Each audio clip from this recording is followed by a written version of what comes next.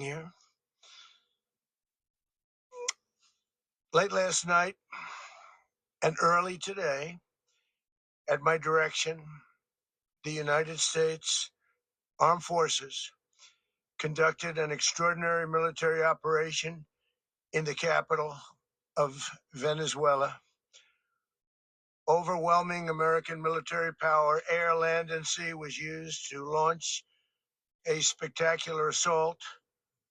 And it was an assault like people have not seen since World War II. It was a force against a heavily fortified military fortress in the heart of Caracas to bring outlaw dictator Nicolas Maduro to justice.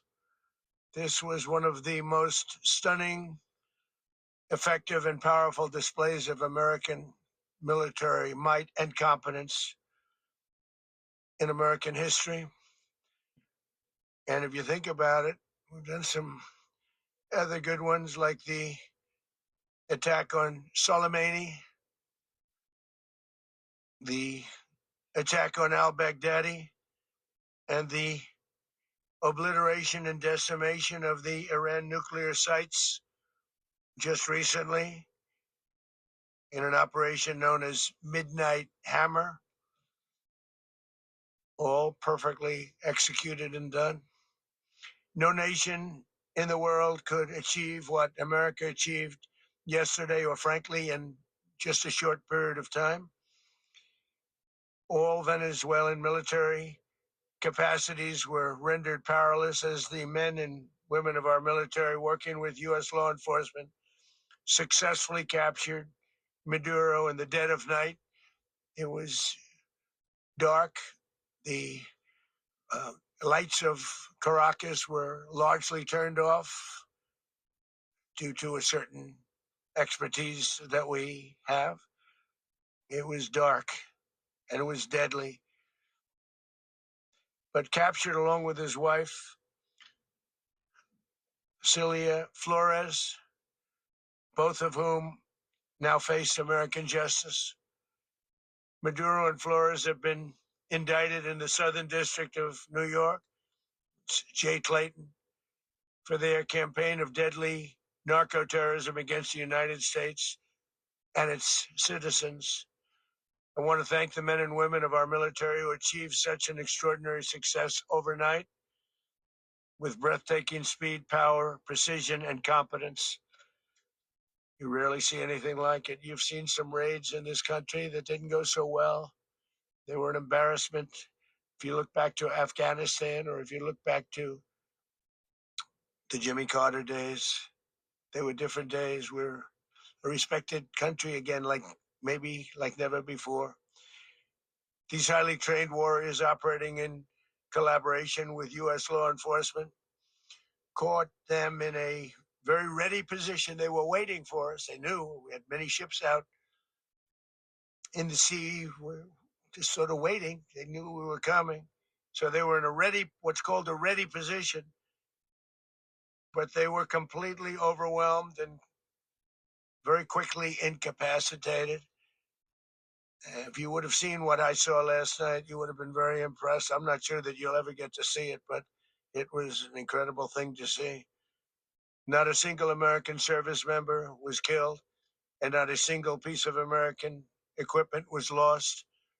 We had many helicopters, many planes, many people involved in that fight. But think of that, not one piece of military equipment was lost, not one service member was, more importantly, killed. The United States military is the strongest and most fearsome military on the planet by far, with capabilities and skills our enemies can scarcely begin to imagine. We have the best equipment anywhere in the world. There's no equipment like what we have. And you see that even if you just look at the boats. We've knocked out 97% of the drugs coming in by sea. 90%. Each boat kills 25, on average, 25,000 people. We knocked out 97%. And those drugs mostly come from a place called Venezuela. We're going to run the country until such time as we can do a safe, proper, and judicious transition. So we don't want to be involved with having somebody else get in, and we have the same situation that we had for the last long period of years. So we are going to run the country until such time as we can do a safe, proper, and judicious transition. And it has to be judicious because that's what we're all about. We want peace, liberty, and justice for the great people of Venezuela. And that includes many from Venezuela that are now living in the United States and want to go back to their country. It's their homeland. We can't take a chance that somebody else takes over Venezuela that doesn't have the good of the Venezuelan people in mind. Had decades of that. We're not going to let that happen.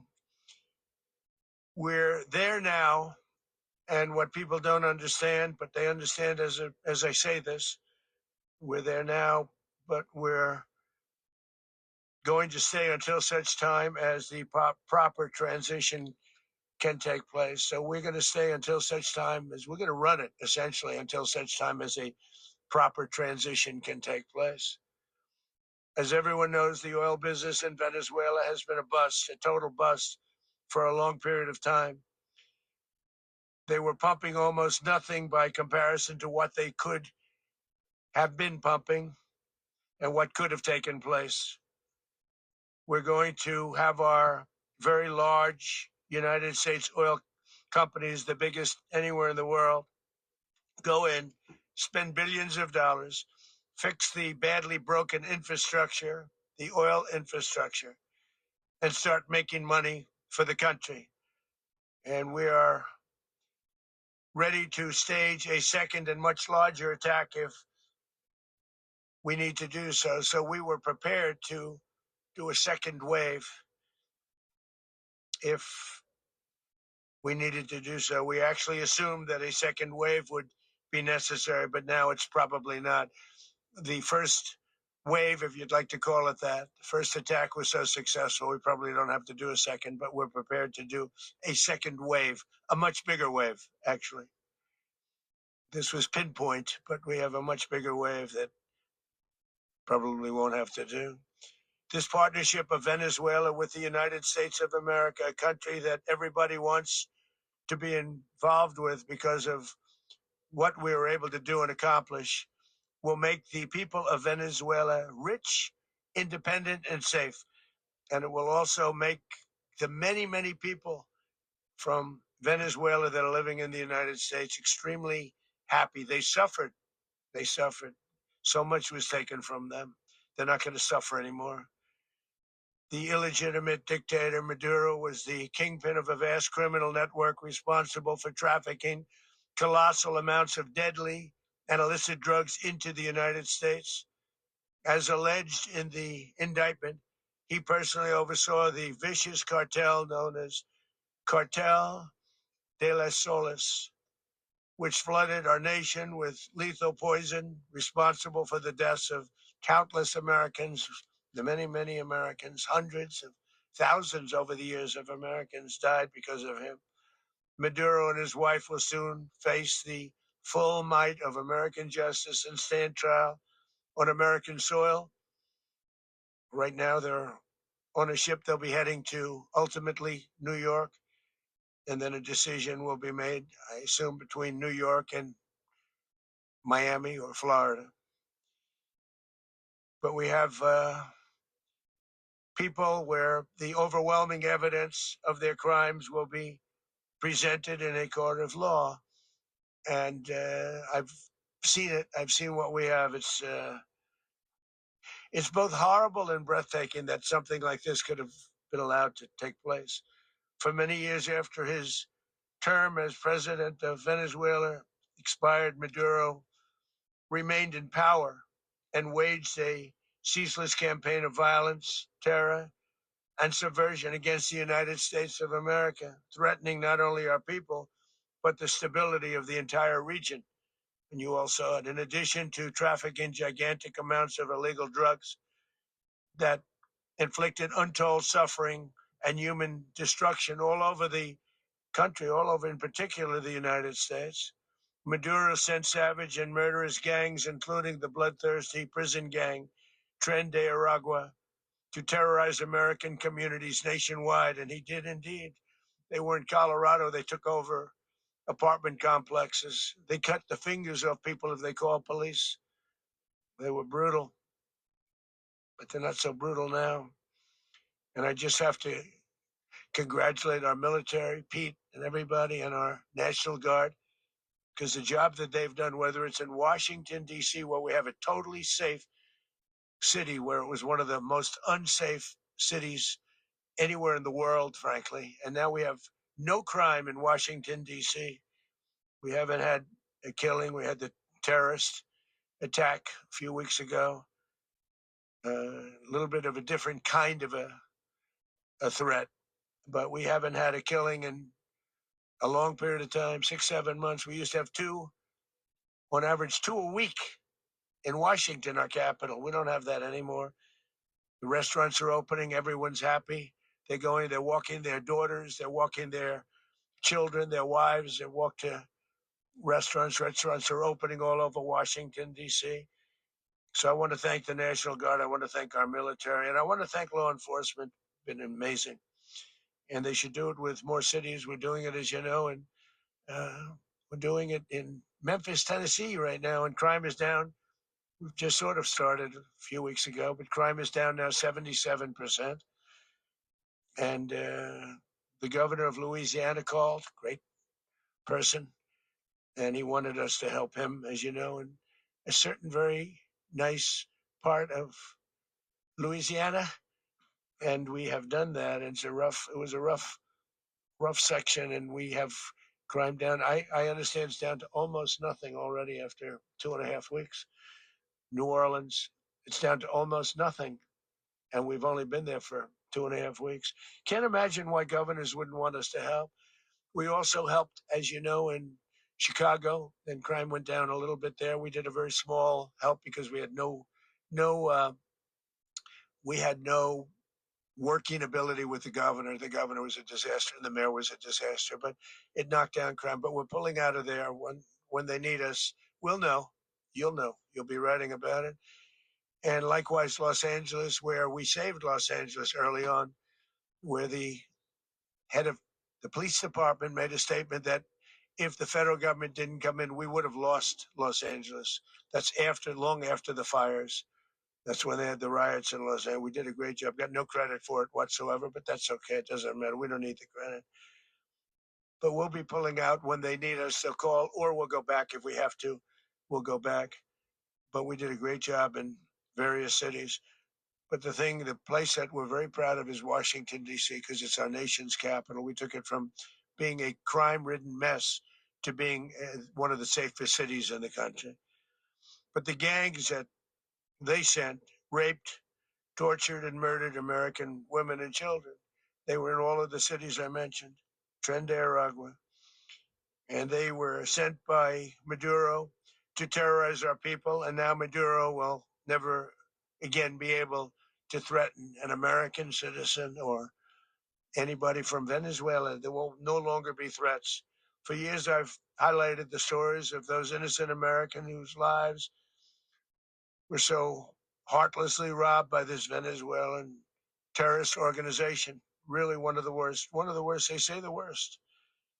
Americans like 12-year-old Jocelyn Nungari from Houston. Beautiful Jocelyn Nungari, what happened to her? They, as you know, they kidnapped, assaulted, and murdered by Tren de Aragua animals. They murdered Jocelyn and left her dead under the bridge. There was a bridge that will never be the same to so many people after seeing what happened. As I've said many times, the Maduro regime emptied out their prisons, sent their worst and most violent monsters into the United States to steal American lives. And they came from mental institutions and insane asylums. They came from prisons and jails. The reason I say both, they sound similar. Actually, prisons a little bit more hostile, a little bit tougher. A mental institution isn't as tough as an insane asylum, but we got them both. They sent from their mental institutions, they sent from their jails, prisons. They were drug dealers, they were drug kingpins. They sent everybody bad into the United States, but no longer. And we have now a border where nobody gets through. In addition, Venezuela unilaterally seized and sold American oil, American assets, and American platforms, costing us billions and billions of dollars. They did this a while ago, but we never had a president that did anything about it. They took all of our property, it was our property. We built it. And we never had a president that decided to do anything about it. Instead, they fought wars that were 10,000 miles away. We built Venezuela oil industry with American talent, drive, and skill, and the socialist regime stole it from us during those previous administrations, and they stole it through force. This constituted one of the largest thefts of American property in the history of our country, considered the largest theft of property in the history of our country. Massive oil infrastructure was taken like we were babies, and we didn't do anything about it. I would have done something about it. America will never allow foreign powers to rob our people or drive us back into and out of our own hemisphere. That's what they did. Furthermore, under the now deposed dictator Maduro, Venezuela was increasingly hosting foreign adversaries in our region and acquiring menacing offensive weapons that could threaten U.S. interests and lives. And they used those weapons last night. Potentially in league with the cartels operating along our border. All of these actions were in gross violation of the core principles of American foreign policy, dating back more than 2 centuries, and not anymore. All the way back, it dated to the Monroe Doctrines. And the Monroe Doctrine is a big deal, but we've superseded it by a lot, by a real lot. They now call it the Donroe Document. I don't know. It's Monroe Doctrine. We sort of forgot about it. It was very important, but we forgot about it. We don't forget about it anymore. Under our new national security strategy, American dominance in the Western Hemisphere will never be questioned again. Won't happen. So just in concluding, for decades, other administrations have neglected or even contributed to these growing security threats in the Western Hemisphere. Under the Trump administration, we are reasserting American power in a very powerful way in our home region.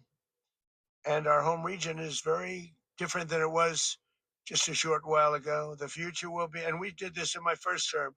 We had great dominance in my first term, and we have far greater dominance right now. Everyone's coming back to us.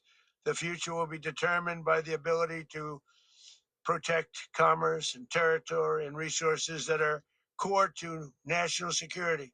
These are core to our national security.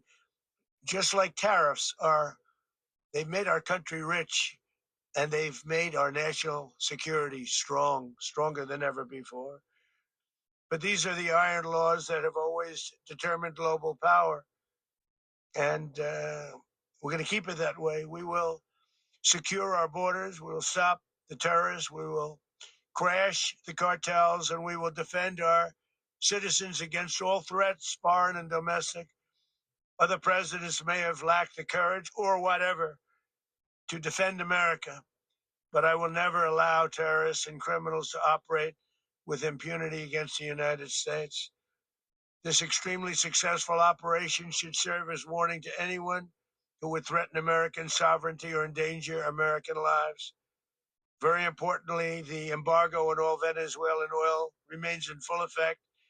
The American Armada remains poised in position, and the United States retains all military options until United States demands have been fully met and fully satisfied. All political and military figures in Venezuela should understand what happened to Maduro can happen to them, and it will happen to them if they aren't just fair, even to their people. The dictator and terrorist, Maduro, is finally gone in Venezuela. People are free. They're free again. It's been a long time for them, but they're free. America is a safer nation this morning. It's a prouder nation this morning because it didn't allow this horrible person and this country that was doing very bad things to us. It didn't allow it to happen. And the Western Hemisphere is right now a much safer place to be. So I want to thank everybody for being here. I want to thank General Raising Cane. He's fantastic man. I've worked with a lot of generals. I worked with some I didn't like. I worked with some I didn't respect. I worked with some that just weren't good. But this guy is fantastic. I watched last night one of the most precise attacks on sovereignty. I mean, it was an attack for justice. And I'm very proud of him. And I'm very proud of our Secretary of War, Pete Hegseth, who I'm going to ask to say a few words. Thank you very much. Can you explain how the U.S. will run Venezuela? Well, thank you, Mr. President. Finally, a commander-in-chief the world respects and the American people deserve. And as the president said, words can barely capture the bravery and the power and the precision of this historic operation. A massive joint military and law enforcement raid flawlessly executed by the greatest Americans our country has to offer. American warriors are second to none, the best in the world and the best of our country. What all of us witnessed last night was sheer guts and grit, gallantry, and glory of the American warrior. I'm simply humbled by such men. And I tip my hat to our chairman, Dan Raising Cane, and all those Americans who stood watch last night. Our warriors are the elite of America, and again, President Trump has your back. No other country on planet Earth, and it's not even close, could pull this kind of operation off. And no other president has ever shown this kind of leadership, courage, and resolve, the most powerful combination the world has ever seen. As the president said, our adversaries remain on notice. America can project our will anywhere, anytime. The coordination, the stealth, the lethality, the precision, the very long arm of American justice, all on full display in the middle of the night. Nicolas Maduro had his chance, just like Iran had their chance, until they didn't and until he didn't. He effed around and he found out. President Trump is deadly serious about stopping the flow of gangs and violence to our country. Deadly serious about stopping the flow of drugs and poison to our people. Deadly serious about getting back the oil that was stolen from us. And deadly serious about reestablishing American deterrence and dominance in the Western Hemisphere. This is about the safety, security, freedom, and prosperity of the American people. This is America first. This is peace through strength. And the United States War Department is proud to help deliver it. Welcome to 2026. And under President Trump, America is back. I'd like to welcome now our chairman, Chairman Raising Cane, to give a few more details about the operation. Mr. Chairman. Thank you, Mr. Secretary. Thank you, Mr. President, and good morning. Last night, on the order of the President of the United States and in support of a request from the Department of Justice, as the President said, the United States military conducted an apprehension mission in Caracas, Venezuela, to bring to justice two indicted persons, Nicolas and Cecilia Maduro. This operation, known as Operation Absolute Resolve, was discreet, precise, and conducted during the darkest hours of January 2nd and was the culmination of months of planning and rehearsal, an operation that, frankly, only the United States military could undertake. What I'd like to do this morning is talk to you through some of the preparation and the details without compromising any of our tactics, techniques, and procedures. There is always a chance that we'll be tasked to do this type of mission again.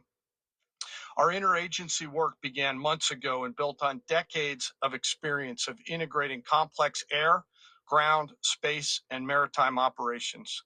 While the past 2 decades have honed the skills of our special operations forces, this particular mission required every component of our joint force, with soldiers, sailors, airmen, Marines, and Guardians working in unison with our intelligence agency partners and law enforcement teammates in an unprecedented operation.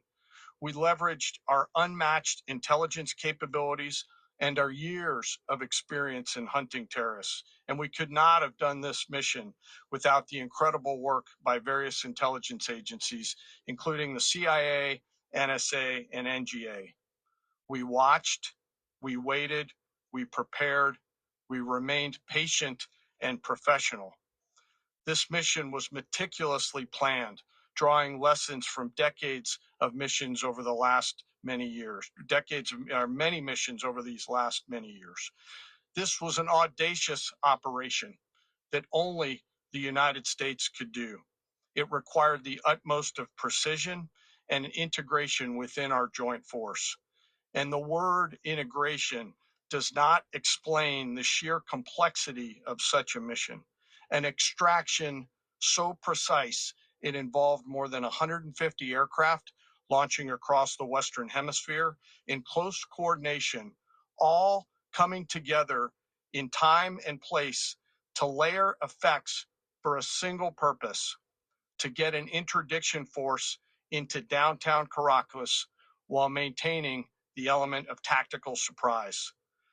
Failure of one component of this well-oiled machine would have endangered the entire mission, and failure is never an option for America's joint force. Those in the air over Caracas last night were willing to give their lives for those on the ground and in the helicopters. Let me talk a little bit about the preparation.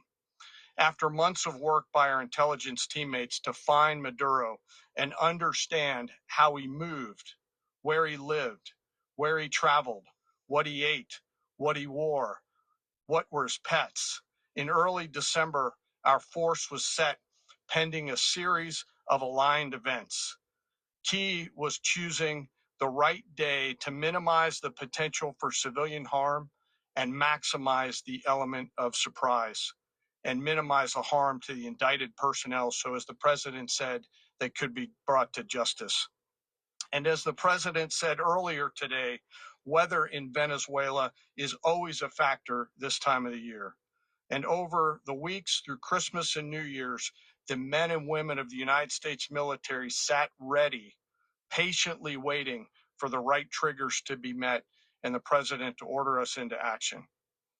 Last night, the weather broke just enough, clearing a path that only the most skilled aviators in the world could maneuver through. Ocean, mountain, low cloud ceilings. But when tasked with a mission, this organization does not quit. At 10:46 p.m. Eastern time last night, the president ordered the United States military to move forward with this mission. He said to us, and we appreciate it, Mr. President, good luck and Godspeed. And those words were transmitted to the entire joint force. Over the course of the night, aircraft began launching from 20 different bases on land and sea across the Western Hemisphere. In total, more than 150 aircraft, bombers, fighters, intelligence, reconnaissance, surveillance, rotary wing were in the air last night. Thousands and thousands of hours of experience were airborne. Our youngest crew member was 20, and our oldest crew member was 49. And there's simply no match for American military might.